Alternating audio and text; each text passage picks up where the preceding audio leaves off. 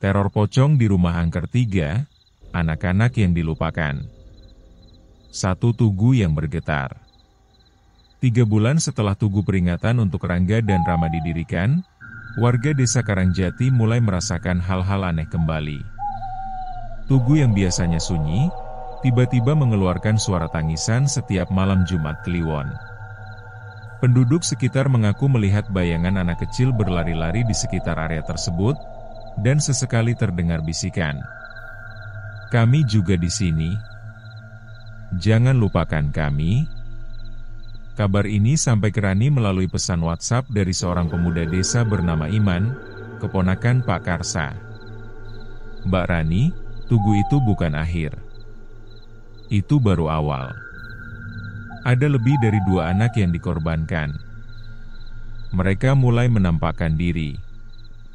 Rani yang saat itu bekerja sebagai penulis horor lepas langsung merasakan hawa tak enak.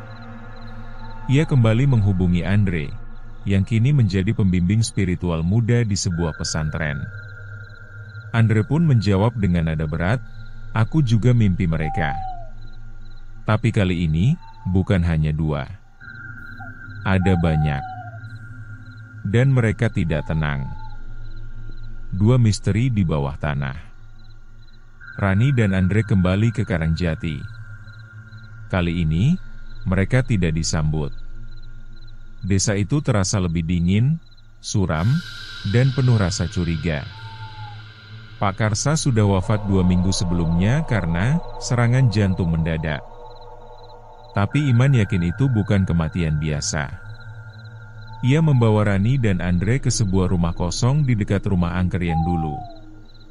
Di bawah rumah itu, katanya, ada lorong bawah tanah. Ini dulu bekas tempat persembunyian para pemuja ilmu hitam, ujar Iman. Dengan senter dan alat perekam, mereka menyusuri lorong itu. Aroma busuk menyengat. Dinding penuh ukiran tangan anak-anak dan simbol darah. Di ujung lorong, mereka menemukan ruang bawah tanah berisi belasan nisan kecil tak bernama. Di langit-langit ruangan tergantung puluhan pita merah, masing-masing bertuliskan angka tahun.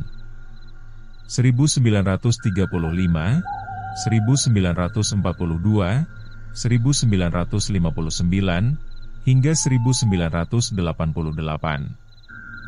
"Ini kuburan massal," bisik Rani gemetar. Andre menunduk. Mereka semua anak-anak yang dikorbankan dalam ritual selama puluhan tahun. 3 arwah yang bangkit. Sejak saat itu, Karangjati kembali diteror. Warga sering melihat pocong-pocong kecil meloncat di pinggir sawah, mengendap di atap rumah, hingga masuk ke mimpi anak-anak kecil. Bayi-bayi menangis tanpa sebab. Ibu hamil mengalami keguguran tanpa penjelasan medis. Salah satu warga, Bu Ningsih, ditemukan tak bernyawa di kamar dengan wajah tercabik.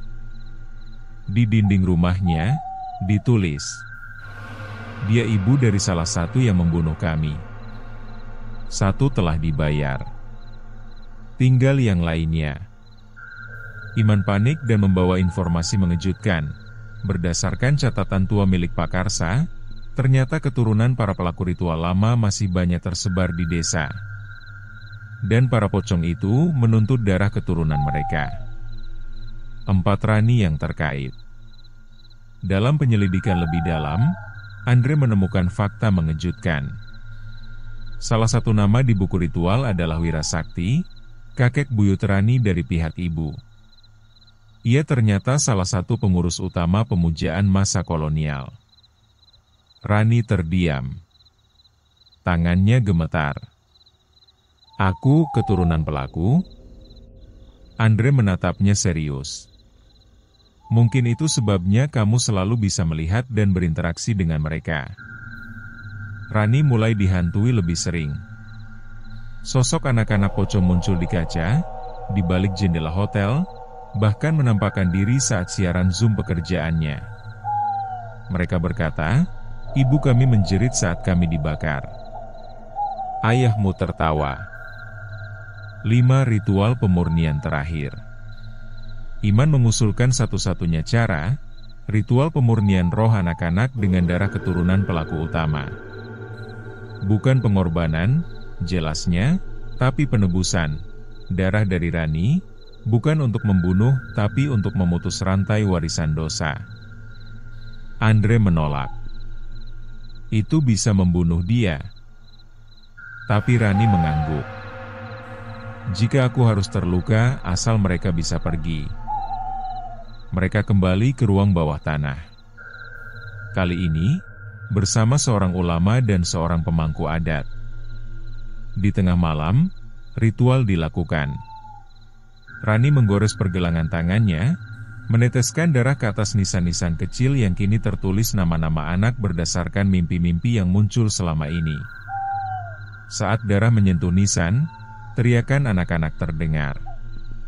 Pocong-pocong muncul dari dinding, menangis, lalu satu persatu melayang ke udara, membentuk cahaya putih yang perlahan menghilang.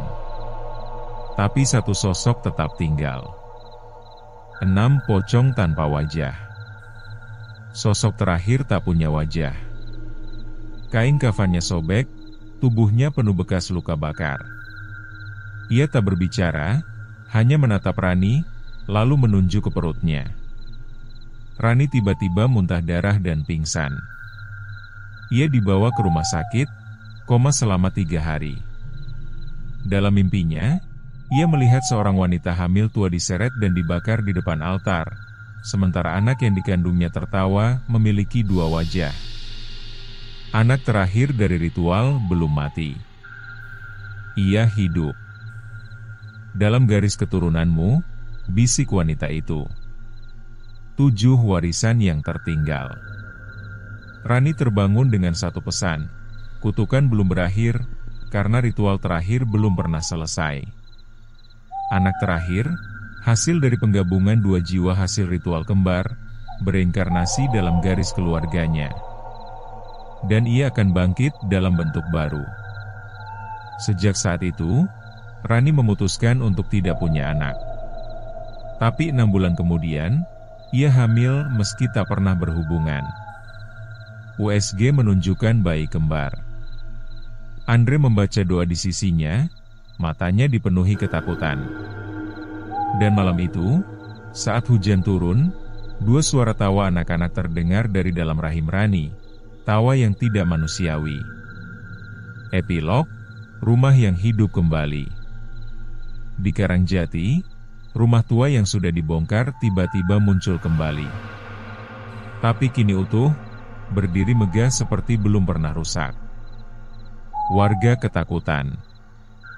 Mereka tahu, kutukan bukan untuk dipadamkan, tapi untuk dilahirkan kembali. Dan di jendela lantai atas, 2 bayangan kecil berdiri, melambai ke arah desa sambil tertawa.